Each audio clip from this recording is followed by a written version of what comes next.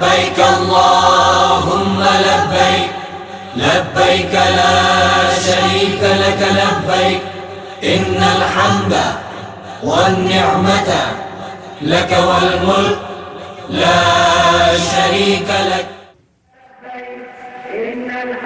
ناظرین کرام خوش آمدید. آپ یوم عرفہ کا خصوصی پروگرام دیکھ رہے ہیں لاہور اسٹوڈیو سے، اور آج ہی کے دن 9 ذی الحجہ ہے چونکہ سعودی عرب میں، تو آج ہی کے دن جب حجاج کرام وقوف عرفات کر رہے ہوتے ہیں تو غلاف کعبہ بھی کعبۃ اللہ کا چینج کیا جاتا ہے. یہ روایت کہاں سے چلی ہے؟ یہ غلاف اور پھر اس کے بعد غلاف کو تبرک کے طور پر لوگ جو لے کر جاتے ہیں وہ کیفیت کیا ہے؟ قبلہ شاہ صاحب کیا فرماتے ہیں؟ یہ روایت کہاں سے چلی غلاف کی؟ یقیناً غلاف کعبہ تو نبی کریم علیہ الصلوۃ والسلام سے بھی بہت پہلے یمن کے بادشاہ تھے نا ہمیری، طبہ حمیر، طبہ جو تھے، یہ انہوں نے بھی بیت اللہ شریف کو لا کر غلاف پہنائے 3 دفعہ. اچھا. ان کے بارے میں یہ فتح الباری کے اندر امام ابن حجر رحمۃ اللہ علیہ نے بڑی تفصیلات لکھی. انہوں نے یہ سعادت حاصل کی. پھر خود نبی کریم علیہ الصلوۃ والسلام، یہ دیکھیں نا، یہ دیکھیں کہ اس کا تاریخ میں اس کا نام آ گیا. یہ نام آ گیا. یہ ان خوبیوں اور کیسا مبارک آدمی ہے. اللہ کے گھر سے جو محبت کی نسبت ہے نا جی، سرکار سے ہزار سال پہلے ہے جی اور اس کا نام تاریخ کا حصہ ہے، موجود ہے جی. اور اس کے بعد جب نبی کریم علیہ الصلوۃ والسلام فتح مکہ کا موقع تھا نا، تو ایک خاتون نے وہاں کرنا وہ خوشبو کی دھونی دینا چاہی، تو غلاف کعبہ پڑا ہوا تھا. اچھا. وہ اس کو ایک کونے سے وہ اس کی زد میں آ گیا، آتش بھڑکی. تو پھر نبی کریم علیہ السلام نے خود یمن سے خوبصورت غلاف منگوا کر اس کو پہنایا بیت اللہ شریف کو. تو یہ نبی پاک کی اپنی سنت مبارکہ مصنف ابن ابی شیبہ کے اندر یہ روایت موجود ہے. تو اس لیے یہ تو نبی پاک صلی اللہ علیہ وسلم کی سنت مبارکہ، اس میں خلفائے راشدین اس کو پہناتے رہے. اس کو زیادہ یمن اور مصر سے وہ زیادہ قیمتی کپڑا. اب کہاں سے بنایا جاتا ہے؟ اب جو ہے نا یہ سعودی حکومت نے وہاں ایک پوری فیکٹری لگائی ہوئی ہے. اچھا. پورا اس کا ایک سسٹم ہے، اس کے بہت سارے شعبے ہیں. پورے سال میں بنتا ہے یہ؟ پورے سال اس کی تیاری رہتی ہے، پورا سال. اور وہ ادارہ جو ہے وہ یہی کام کرتا ہے؟ وہ صرف یہی کام کرتا ہے. اس کے بہت سارے شعبے ہیں. اور اس کے اندر جو دھاگا لایا جاتا ہے وہ سب کا سب ریشمی ہوتا ہے. اچھا. پھر اس کو رنگا جاتا ہے 2 رنگوں میں، خاص طور پہ بلیک میں اور سبز میں. اور وہ جو کیمیکل ہوتے ہیں ان کی بہت زیادہ وہاں پر وہ چھان پھٹک کی جاتی ہے. اچھا. اس میں کہتے ہیں سونے کی تاریں بھی ڈالتے ہیں؟ سونے کی تاریں بھی اس میں ڈالی جاتی ہیں. اور اس کا جو وزن ہوتا ہے نا تقریباً صابری صاحب وہ 670 کلو بنتا ہے. 670 کلو؟ جی ہاں جی ہاں، 670 کلو اس کا وزن ہوتا ہے. اچھا. اور یہ کالا ہی کیوں ہوتا ہے؟ یہ پہلے کوئی خاص رنگ اس کا مخصوص نہیں تھا. سفید بھی اس کو پہنایا گیا اور پھر اسی طرح سرخ رنگ کا بھی اس کو پہنایا گیا. اچھا. اور اسی طرح لیکن جب حضرت خلافت عباسیہ جب آئی نا، دور عباسیہ ہے، اس دور میں جو اس کا حکمران ناصر جن کا نام تھا، انہوں نے کہا کہ نہیں یہ سب میلے ہو جاتے ہیں. انہوں نے بلیک سیاہ رنگ کو پسند کیا اور یہ پہنا دیا. اس رنگ میں ایک جلال اور حیبت، جلال بھی ہے، حیبت بھی ہے. اور اس وقت سے پھر امت نے اسی پہ عمل کیا ہے. جتنے سلجوقی ہیں، اس کے بعد خلافت عثمانیہ، یہ سلسلہ پھر رنگ کا انہوں نے نہیں تبدیل کیا، رنگ یہی رہا. اچھا. یہ آخری ایک جملے میں پھر میں شاہ صاحب کی طرف جاؤں، یہ باقاعدہ حکومتی سطح پر اس کو تبرک کے طور پر لوگوں کو دیا جاتا ہے؟ ہاں بالکل. وہ جو غلاف کعبہ اتار لیا جاتا ہے اس کو بڑا سنبھال کے رکھا جاتا ہے. اچھا. پھر اس کے بڑے ہی بہت ہی حفاظت کے ساتھ تقدس اور حرمت کو ملوز رکھتے ہوئے اس کے پیس بنائے جاتے ہیں. اچھا. پھر وہ جو خاص مہمان ہوتے ہیں، ضیوف ہوتے ہیں، علماء اکابر ہوتے ہیں، ان کو یہ تحفے میں ہدیے کے طور پر پیش کیا جاتا ہے. ٹھیک ہے. اور ایک مجھے یہاں پہ بات بھی یاد آئی کہ ایک وقت میں جب یہ نئی حکومت آئی تھی، بہت پرانی بات ہے، 1 صدی کے لگ بھگ ہوگی بات، تو اس وقت پاکستان ہمارے کچھ علماء تھے، اس کے پاکستان تو قائم نہیں ہوا تھا، لیکن ہمارے پاکستان کے 2 علماء تھے، مولانا سید داؤد غزنوی اور ان کے بھائی تھے بڑے مولانا اسماعیل غزنوی. ان دونوں کی ڈیوٹی لگی اور بیت اللہ کا غلاف ایک دفعہ یہاں سے بھی بن کر گیا تھا. اچھا. یہ بھی ہمارے لیے اللہ نے سعادت بخشی. سعادت کی بات. شاہ صاحب اس کو پھر تبرک کے طور پر جو لوگ تقسیم کرتے ہیں، جس کو ملتا ہے وہ ایک دوسرے کو دیتے ہیں اور پھر لوگوں کا گھر پر لگانا، یہ کیسا ہے؟ تسلیم بھائی دیکھیں، تبرک کی شرعی حیثیت تو مسلمہ ہے، قرآن و حدیث بھی اس چیز کو بیان کیا گیا ہے اس سے برکت تو حاصل کرنی چاہیے، اور مسلمانوں کے لیے خانہ کعبہ کے غلاف سے زیادہ کون سا متبرک کوئی چیز ہو سکتی ہے؟ واہ واہ واہ. ہمارے ہاں پاکستان میں بھی مقامات کی نسبت کے ساتھ تبرکات چلتے ہیں، یہ شخصیات کی نسبت سے چلتے ہیں. اگر وہ متبرک ہے تو خانہ کعبہ کی نسبت والے غلاف کی یا اس ٹکڑے کی کتنی اہمیت ہوگی. اللہ رب العزت وہ سعادت سب کو عطا فرمائے. اچھا، اس کو بیچنا چاہیے؟ یعنی جو تبرک مل گیا ہے، جو تبرک ملا ہے آگے بیچ دینا، دیکھیں کچھ برکت پیسے کی لے ہم لینا. بات کر رہے ہیں، پیسے میں برکت تو کوئی نہیں ہوتی. بلکہ شاہ صاحب آپ یہ بھی ارشاد فرمایا اس کی زیارت پر فیس ٹکٹ لگائے جاتے ہیں، اور آج کل ہر بندہ اٹھا کے پھر رہا ہے. میں اس کو اس انداز ہاں، ذرا میں اس انداز سے عرض کرتا ہوں کہ اگر ہم حج کے سارے ارکان کو دیکھیں تو آج کل بہت ساری چیزیں ہماری ڈیجیٹلائز ہو گئی ہیں، اور سیلفی حج جو ہے نا وہ چلنا شروع ہو گئے ہیں. تو ریاکاری کا شائبہ جہاں بھی آ جائے گا، وہ کسی بھی عمل میں آئے گا، تو اللہ رب العزت اسے اپنی بارگاہ میں قبول نہیں فرمائیں گے، بلکہ اسے شرک اصغر قرار دیا گیا. اور شرک کو تو میرا رب معاف نہیں کرتا. یعنی 30 لاکھ روپیہ لگا کے گئے ہیں حج کرنے کے لیے، اور استغفر اللہ خاکم بدہن وہاں مبرور کرنے کے بجائے مشرک ہو کے واپس آ گئے. تو پھر دیکھ لیجئے کہ جہاں ثواب 2 درجے تھا تو وہاں پھر پتہ نہیں عذاب کتنا. عبادات ڈیمیج ہو جاتی ہیں، ڈیمیج ہوتی ہے نا. اور اخلاص نیت ہے بنیادی چیز. اور جب آپ ان چیزوں میں زیادتی کرنا شروع کر دیتے ہیں تو پھر دوسرے لوگوں کی عبادات اور خشوع و خضوع میں بھی حرج آتا ہے، بے توقیری ہوتی ہے. تو ان ساری چیزوں کا احترام کرنا یہی بنیادی مقصود ہے دین. صحیح. قبلہ یہ جو خاص طور پر اب آسائشیں، میں نے 2008 میں حج کیا تھا، اس کے بعد میں اس وقت بھی یہ ساری آسائشیں کسی حد تک موجود تھیں کہ مینا میں تو اب باقاعدہ کیمپ لگ گئے اور چلڈ ہوتے ہیں، اے سی اور کھانے اور بوفے لگے ہوئے ہیں. اب عرفات میں بھی کھانے آ رہے ہیں اور سارا وہاں پر بھی اے سی بھی کہیں کہیں جو ہے نا وہ ٹھنڈی ہوائیں پہنچ گئی ہیں. میں ایک صاحب کو سن رہا تھا، وہ کہتے ہیں کہ یہ اصل روح نہیں ہے اس کی. آسائشیں آ جائیں تو پھر اس میں حج کا جو ہے نا جو روح ہے، وہ جو فلسفہ ہے وہ ختم ہو جاتا ہے، اور وہ یہ اللہ کو پسندیدہ نہیں ہے. یہ ٹھیک ہے یہ بات؟ دیکھیے دین اسلام جو ہے نا وہ قیامت تک کے لیے دین ہے، اور اللہ کا علم محیط ہے ابد سے لے کر ازل تک ہر شے کو. لہذا ٹیکنیکلی اور شرعی اور فقہی طور پر حج کی ادائیگی کے اوپر ان آسائشوں سے کوئی فرق نہیں پڑتا. ٹھیک ہے، حج ادا ہوگا. نیت پہ ڈیپینڈ کرتا ہے، آپ کے اخلاص پہ. آسائشیں اللہ کی عطا کرتا ہے، کوئی ممنوع نہیں ہے. جی ہاں.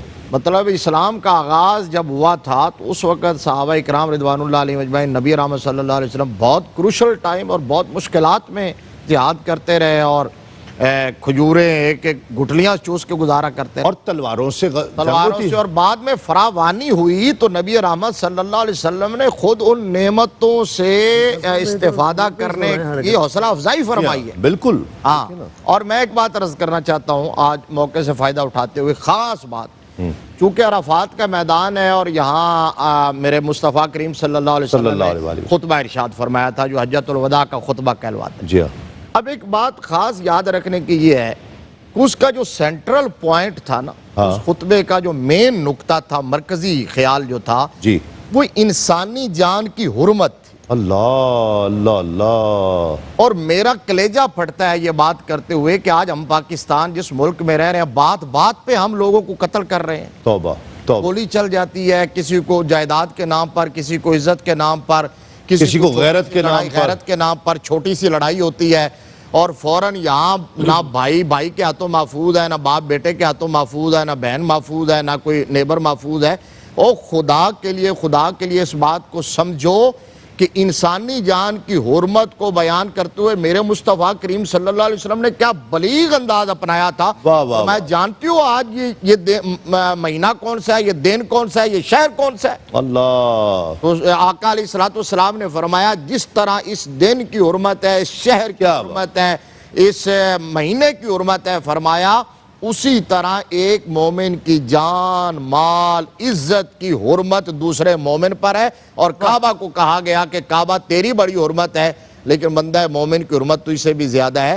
لہذا لوگوں کی جانوں کا، عزت کا، آبرو کا احترام کرنا سیکھیے. عبادات کا اور اسلام کا اصل روح یہ ہے. اصل ناظرین کرام، یہ مناظر بھی آپ ساتھ دیکھ رہے ہیں، اور ساتھ ساتھ یہ بالاہتمام یہ مناظر ساتھ رکھے گئے ہیں ونڈو میں. اس وقت یہ عرفات کے مناظر ہیں، اور یہ دن یہاں پر گزاریں گے، اور اس کے بعد انشاءاللہ یہ لوگ جب سورج غروب ہوگا تو یہ مغرب پڑھے بغیر وہاں سے روانہ ہو جائیں گے اور رات مزدلفہ میں گزاریں گے۔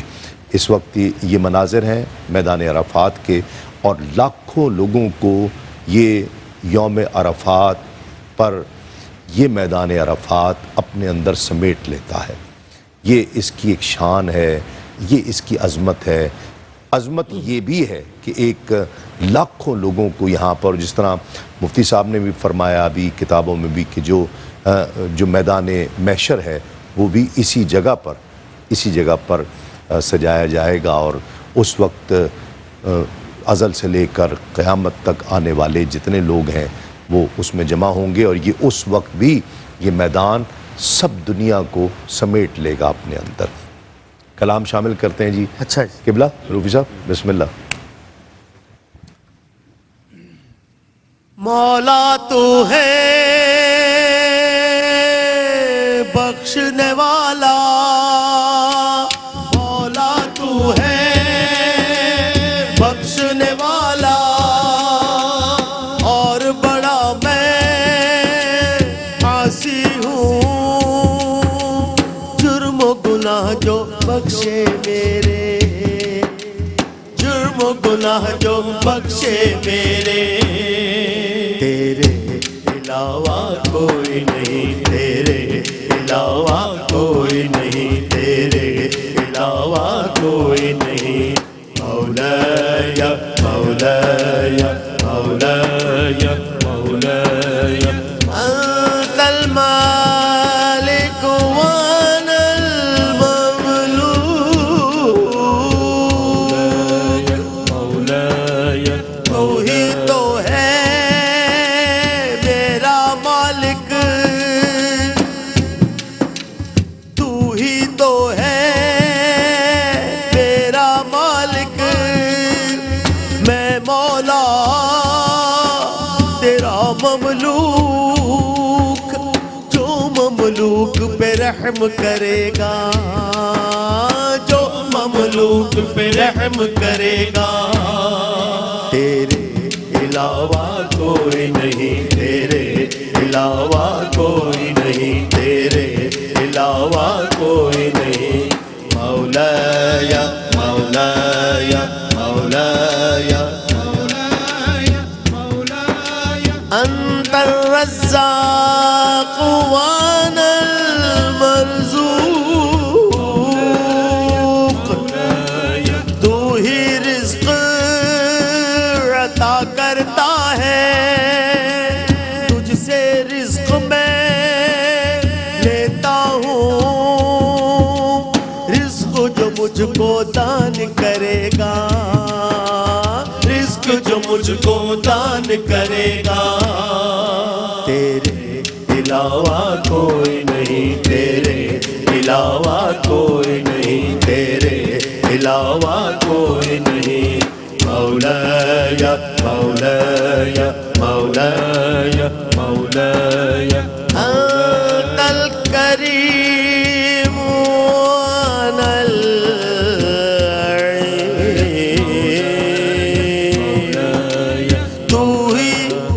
تو ہے مولا قوت والا، اور میں ہوں کمزور بڑا، جو کمزور پہ رحم کرے گا، جو کمزور پہ رحم کرے گا، تیرے علاوہ کوئی نہیں، تیرے علاوہ کوئی نہیں، تیرے علاوہ کوئی نہیں، مولایا مولایا مولایا مولایا مولایا مولایا۔ اللہ سبحان اللہ۔ یہ جبل نور کے مناظر بھی ہم ساتھ ساتھ دیکھ رہے تھے کلام میں، اور وہاں پر لوگ بہت زیادہ چڑھنے کی کوشش کرتے ہیں اور کسی کو کوئی نقصان نہ پہنچ جائے، کوئی تکلیف نہ پہنچ جائے۔ علماء اس وجہ سے بھی اس سے منع کرتے ہیں کہ اس پر چڑھنے کی کوشش نہ کی جائے، تاکہ اور اپنا وقت جو ہے وہ ضائع نہ کیا جائے. یہ بہت قیمتی لمحات ہیں, لاکھوں روپے خرچ کر کے وہاں پر پہنچے ہیں اور اس دن کے لیے, ان ساعتوں, ان گھڑیوں کے لیے پہنچے ہیں جن میں رب کی رحمتیں برس رہی ہیں. آج یہ ٹرانسمیشن ہم اب یہاں پر لاہور اسٹوڈیو سے ختم کر رہے ہیں. آج کے دن کے حوالے سے کیا پیغام علماء کرام دیتے ہیں, آج کے دن کی کس طرح سے برکتیں سمیٹی جا سکتی ہیں, وہ لوگ جو یہاں پر موجود ہیں وہ کس طرح سے برکتیں سمیٹ سکتے ہیں, جو لوگ حج پر نہیں گئے ہیں وہ کس طرح سے برکتیں سمیٹ سکتے ہیں, قبلہ کیا کہتے ہیں؟ یہ آپ ان لوگوں سے جڑ جائیے, مصلی بچھائیے, وضو کیجئے, آپ تلبیہ پڑھیے, تکبیرات پڑھیے اور درود شریف پڑھیے, اور اپنے دل میں یہ تمنا اور خواہش پیدا کریں کہ اللہ تبارک و تعالیٰ اپنے فضل و کرم سے ہمیں بھی توفیق عطا فرمائے گا تو ہم بھی عرفات کے میدان میں حاضر ہوں گے. واہ واہ. اور اور جب یہ طلب, تمنا, خواہش پیدا ہو گئی تو سمجھیں حاضری ہو گئی ہے. واہ. یہ اسی کا نام جو ہے نا وہ اصل عبادت ہے. امام ابو القاسم قشیری علیہ الرحمہ نے رسالہ قشیریہ میں لکھا کہ ایک بادشاہ تھا اور وہ بڑا ظالم تھا اور وہ فوت ہو گیا, تو رعایا کے کسی باشندے نے خواب میں دیکھا اور پوچھا کہ تمہارے ساتھ کیا سلوک ہوا, تو اس نے کہا اللہ نے مجھے بخش دیا ہے. اللہ. تو وہ بڑا حیران ہوا, تو بادشاہ نے کہا تمہاری حیرانی بنتی ہے, بات اصل یہ ہے کہ میں واقعی بڑا گناہگار اور فاسق تھا, لیکن میں ایک دفعہ اپنی افواج سے سلامی لے رہا تھا, تو فوج کے دستے گزر رہے تھے, ٹروپس گزر رہے تھے, میں اونچی جگہ پہ کھڑا تھا, جب ان کی میں نے تعداد اور پاور اور ڈسپلن اور ٹریننگ میں نے دیکھی نا جس طرح فوج کی ہوتی ہے, تو بس میرے دل میں ایک خواہش پیدا ہوئی, اگرچہ میں جانتا تھا کہ ایسا ہونا ناممکن ہے. اب وہ خواہش کیا تھی کہ کاش میرا یہی اقتدار, یہی اختیار اور یہی فوج ہوتی اور میں زمانہ مصطفیٰ میں ہوتا, اللہ, اور میں حضور کے غلاموں کی صف میں کھڑا ہو کر حضور کے دشمنوں سے لڑتا ہوا نظر آتا. بس خواہش تھی جس کی برکت سے اللہ نے میرے گناہوں پر معافی کی, قلم پھیرتے ہوئے. تو خواہش چھوڑنی نہیں چاہیے, خواہش نہیں, تمنا, آرزو, یہ بڑی برکت والی. کیا بات. شاہ صاحب کیا کہتے ہیں؟ بڑی خوبصورت بات کی. میں سمجھتا ہوں کہ انما الاعمال بالنیات میں نبی پاک نے ہمیں یہی تعلیم دی ہے کہ تمہارے اعمال کی قبولیت اور ان کے اچھے نتائج کے انحصار تمہاری پاکیزہ نیت کے اوپر ہی ہوتا ہے. تو یقیناً ہمیں یہ نیت کرنا ہوگی کہ ہم نے امت مسلمہ, خدمت خلق, استحکام وطن اور اپنے بڑوں کا احترام اور ان کی بات کا پر اعتماد, یہ ہم نے اپنے اندر پیدا کرنا ہے. اور یوم عرفہ کے حوالے سے چونکہ ہم بات کر رہے ہیں جی, تو ہمارے جیسے کل انشاءاللہ دن آنے والا ہے, نبی پاک نے فرمایا, جیسے مفتی صاحب فرما رہے تھے نا, وہ وہاں پہ اللہ کی رحمتوں کو اپنے دامن میں سمیٹ رہے ہیں, تو ہمارے بھی اللہ نے دروازہ کھولا ہوا ہے. ہم یہاں سے بیٹھ کر روزہ رکھ کر, اور صاحب فرمایا نبی پاک صلی اللہ علیہ وسلم نے خیر الدعا دعا عرفہ, فرمایا جو عرفہ کے دن کی دعا ہوتی ہے سب سے بہترین دعا ہوتی ہے, قبولیت کے لحاظ سے یہ فوراً اللہ کی بارگاہ میں پہنچ جاتی ہے. تو ہمیں چاہیے اس سے فائدہ اٹھائیں. نبی کریم علیہ السلام نے فرمایا ثلاث دعوات لا ترد, 3 بندوں کی دعا اللہ کبھی رد نہیں کرتا. اور میں ایک فرمایا دعوت المسافر, کیونکہ یہ حج پہ گئے ہوئے ہیں, مسافر بھی ہیں, یہ وہاں پہ دعا کریں. اور یہاں پر ودعوت الوالد, فرمایا جو والد ہوتا ہے نا, جب یہ اپنی اولاد کے حق میں ہاتھ اٹھاتا نا اللہ کی بارگاہ میں, وہ چاہے کتنا بھی گناہ گار کیوں نہ ہو, اللہ باپ کے اٹھے ہوئے ہاتھوں کی لاج ضرور رکھتا ہے. ہمیں بحیثیت باپ اپنی اولاد کے لیے ضرور دعا بھی کریں. اچھا, وہ جو اللہ اکبر لا الہ الا اللہ, وہ بھی ذکر کہ وہ پڑھتے رہیں. یقیناً یہ قرآن پاک میں اللہ نے فرمایا وَيَذْكُرُ اللَّهَ فِي أَيَّامٍ مَعْلُومَاتٍ. حضرت عبداللہ ابن عباس رضی اللہ عنہ فرماتے ہیں یہ 10 دن جو ہے نا ذوالحجہ کے, یہ اس میں وہ مراد ہے حضرت عبداللہ ابن عمر رضی اللہ تعالی عنہما اور حضرت ابو ہریرہ رضی اللہ تعالی عنہ, ان دونوں کو یہ معمول ہوتا تھا کہ جب 9 ذوالحجہ کی نماز فجر پڑھ لیتے, بازار مدینہ منورہ کھل جاتا, یہ بازار میں چلے جاتے اور وہاں جا کر یہ صدائیں لگاتے جو ہم تکبیرات پڑھتے ہیں, اللہ اکبر لا الہ الا اللہ واللہ اکبر, اللہ اکبر وللہ الحمد. تو یہ ہمیں ہر نماز فرضی کے بعد پڑھنی چاہیے کثرت کے ساتھ, بازاروں میں, گھروں میں, اللہ کے تلبیہ کے ساتھ, تکبیرات کے ساتھ اپنے سارے ماحول کو منور کریں, معطر کریں. بہت جی. شاہ صاحب کے کیا کہتے ہیں؟ تسلیم بھائی دیکھیے، عبادات دو قسم کی ہوتی ہیں، کچھ مالی عبادات ہیں، کچھ بدنی عبادات ہیں. جی ہاں. یعنی زکوٰۃ کی بات کریں تو مالی عبادت ہے، روزے کی بات کریں تو بدنی عبادت ہے. جی. تو یہ جو حج ہے یہ مالی بھی ہے، بدنی اور جسمانی عبادت بھی ہے. یہ جامع عبادت ہے. جی. یعنی مال بھی خرچ ہوگا، اور جتنا یہ 2-3 دن میں ایکسرسائز ہوگی شاید پورے سال میں یہ نہیں ہوتی. جی. تو لہٰذا اللہ رب العزت نے یہ ایک جامع پیکج ہمیں عطا فرمایا ہے. تو اس کی قدر کرنی چاہیے، اور اس کا نتیجہ ہمارے سامنے یہی آتا ہے کہ ہم بھی صبر اختیار کریں، برداشت پیدا کریں، تحمل پیدا کریں، مساوات پیدا کریں، اور پھر ایک دوسرے کے ساتھ احترام کا رشتہ رکھیں. یوم عرفہ کی بات جس طرح قبلہ شاہ جی کر رہے تھے اور قبلہ مفتی صاحب بھی فرما رہے تھے، میں یہ عرض کرنا چاہوں گا کہ یوم عرفہ وہ مبارک دن ہے کہ جس دن میرے رب نے عرفات ہی کے میدان میں اور عرفہ کے ہی دن یہ آیت مبارکہ سورہ مائدہ کی نازل فرمائی، جو تکمیل دین کی آیت ہے. اليوم اکملت لکم دینکم واتممت علیکم نعمتی ورضیت لکم الاسلام دینا. یعنی تکمیل دین کا اعلان عرفات کے میدان میں یوم عرفہ کا ہوا. تو وہ کل دن آنے والا ہے، اور اللہ رب العزت نے یہ بھی ارشاد فرمایا وَلِلَّهِ عَلَى النَّاسِ حِجُّ الْبَيْتِ مَنِ اسْتَطَاعَ إِلَيْهِ سَبِيلًا وَمَنْ كَفَرَ فَإِنَّ اللَّهَ غَنِيٌّ عَنِ الْعَالَمِينَ. ہمیں یہ بھی سمجھنا ہے کہ اس کی توحید ہماری اس عبادت کی وجہ سے نہیں ہے، ہمارے سجدوں کی وجہ سے نہیں ہے. اگر ہم بے راہ روی کا شکار بھی ہو جائیں اور استطاعت کے باوجود ہٹ بھی جائیں اور کفران نعمت کریں، فَإِنَّ اللَّهَ غَنِيٌّ عَنِ الْعَالَمِينَ. وہ تو سارے جہانوں سے غنی ہے، لہذا یہ اس نے توفیق بخشی ہے. جو لوگ وہاں گئے ہیں، اور ہمیں بھی توفیق عطا فرمائے بار بار وہاں حاصل ہوں. یقیناً. کہنے کی جی بالکل بالکل. نبی کریم علیہ الصلوۃ والسلام کی ایک حدیث پاک بڑی روح پر، آپ کے ہر حدیث روح پرور ہے، ایمان افروز. آپ نے حج کے بارے میں خاص طور پر ارشاد فرمایا کہ فو علی مشاعرکم فانکم علی ارث من ارث ابیکم ابراہیم علیہ الصلوۃ والسلام وخذوا عنی مناسککم. آقا فرماتے ہیں کہ جو مشاعر حج ہے نا، یہ تمہارے بابا ابراہیم خلیل اللہ علیہ السلام کی وراثت تمہیں اللہ نے عطا کی. اور فرمایا مناسک حج مجھ سے سیکھو، مجھ سے سیکھو. اور یہاں پر روفی صاحب نے مجھے مشورہ دیا، ایک میں جملہ عرض کرنا چاہتا ہوں، اللہ نے کچھ جزائے خیر عطا فرمائے کہ سارے جو مشاعر حج ہے نا، یہ وراثت ابراہیم خلیل اللہ جہاں ہیں، وہاں اتباع مصطفیٰ بھی اس کا نام. اتباع مصطفیٰ علیہ السلام کے رنگ میں رنگ جانا، یہی اللہ کو منظور ہے، یہی مقصود الہی ہے. بے شک اس کی اگر حکمتیں جاننے کی اگر کوشش کریں گے تو عقل دنگ رہ جاتی ہے. یہاں تو بس حکم کی تعمیل ہے. 9 آئے تو منا میں وہاں بیٹھ جاؤ، 8 ذی الحج آئے تو منا میں آ کر بیٹھ جاؤ، 9 ذی الحج کو چلو جا کر میدان عرفات میں بیٹھ جاؤ، وہاں سورج غروب ہو تو وہاں سے نکلو مزدلفہ میں آ کر بیٹھ جاؤ، میدان میں کھلے وہیں پر سو جاؤ، وہاں سے آؤ تو پھر کنکریاں مارنا، اور یہ سب پھر منا طواف. یہ سب وہ چیزیں ہیں کہ جس کی آپ حکمتیں تلاش کرنے جا رہے ہیں.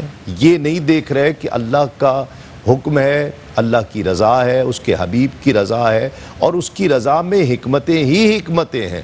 انسان کو اس بات پر یقین کر لینا چاہیے. اور یہ تو جو میدان عرفات ہے، یہ وہ مقام ہے کہ جب جو ابھی آہوں اور سسکیوں کی آماجگاہ بنا ہوگا، جہاں پر آنسو بہہ رہے ہوں گے، ہر شخص اپنے گناہوں کو لے کر، گناہوں کی گٹھری کو لے کر رب کی بارگاہ میں پیش ہو رہا ہوگا. اور وہ لمحہ ہوگا کہ جب اللہ رب العزت فرشتوں کو بلا کر اپنے بندوں پر فخر کرے گا، فخر سے ذکر کرے گا کہ یہ ہیں وہ میرے بندے، یہ ہیں اشرف المخلوقات. ساری دنیا میں جتنی مخلوقات ہیں ان سے اشرف. آج دکھایا جائے گا کہ یہ اللہ کے بندے اشرف کیوں ہیں. فرشتے جو گناہ کر ہی نہیں سکتے، معصوم ہیں، خطا کر ہی نہیں سکتے، ان کو رب بتائے گا کہ یہ میرا بندہ ہے. اور اس دن یہ وہ دن ہے کہ جب شیطان اپنے اوپر مٹی ڈالے گا، چیخو پکار کرے گا، ادھر سے ادھر بھاگتا پھرے گا کہ میری محنت ضائع ہو گئی. بندے اپنے رب کے ہو گئے ہیں، رب اپنے بندوں کا ہو گیا، رب نے اپنے بندوں کو بخش دیا ہے. کیا بات، اللہ اکبر. یہ وہ دن ہے. اللہ کریم ہم سب کو بھی حاضری کا شرف عطا فرمائے. اور انشاءاللہ یہ ٹرانسمیشن اس وقت لاہور سے ہم اجازت لے رہے ہیں. ٹرانسمیشن ختم نہیں ہو رہی، یہ کیفیات ختم نہیں ہو رہی ہیں، اور یہ جاری رہیں گی انشاءاللہ. کراچی سے میرا بھائی ہے رئیس احمد. مجھے بہت سے لوگ کہتے ہیں کہ تسلیم بھائی یہ آپ کا چھوٹا بھائی ہے. میں نے کہا یوں ہی سمجھو میرا بھائی ہے. تو محبت میں وہ شباہت بھی زیادہ لگتی ہے اور بہت اچھا پروگرام کرتے ہیں رئیس احمد. انشاءاللہ وہ آپ کو جوائن کریں گے. مفتی صاحب کا بہت شکریہ, ڈاکٹر صاحب کا بہت شکریہ, شاہ صاحب آپ کا بہت شکریہ, روفی صاحب آپ کا بہت شکریہ, اور آخر میں کلام پیش کریں گے انشاءاللہ. جی ہماری طرف سے ایک دعا کا جملہ جی عبدالرؤوف صاحب دامت برکاتہم العالیہ ان کی پوری فیملی کے لیے اللہ ان کو صحت والی لمبی زندگی عطا فرمائے, اور لمبے 2 گھنٹے ہمیں گفتگو کے لیے حج بیت اللہ عرفہ کے حوالے سے انہوں نے مہیا کیے, اللہ انہیں اجر عظیم عطا فرمائے. یار کیو ٹی وی کو اللہ مزید عزتوں سے ہم کرا. آمین. بسم اللہ قبلہ. کعبے کی رونق کعبے کا منظر, اللہ اکبر اللہ اکبر اللہ اکبر اللہ اکبر. دیکھو تو دیکھے جاؤ برابر, اللہ اکبر اللہ اکبر اللہ اکبر اللہ اکبر. کعبے کی رونق کعبے کا منظر, اللہ اکبر اللہ اکبر اللہ اکبر اللہ اکبر. حیرت سے خود کو میں دیکھتا ہوں اور دیکھتا ہوں خود کو حرم میں, اور دیکھتا ہوں خود کو حرم میں. لایا کہاں پر مجھ کو مقدر, اللہ اکبر اللہ اکبر اللہ اکبر اللہ اکبر. کعبے کی رونق کعبے کا منظر, اللہ اکبر اللہ اکبر اللہ اکبر اللہ اکبر. حمد خدا سے تر ہے زبانیں,